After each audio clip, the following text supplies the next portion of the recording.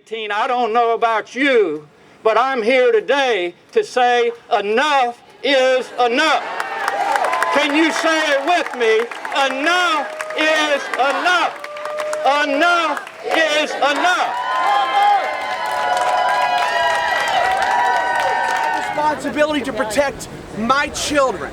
I love my boys. I'm going to fight to protect. This area is permitted for this rally. Can we just have you step over to where? To the other side of the fountain? Other side of the fountain? Yes, sir.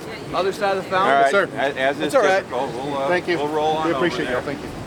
Other side of the fountain, sir. The governor wants to make you less safe.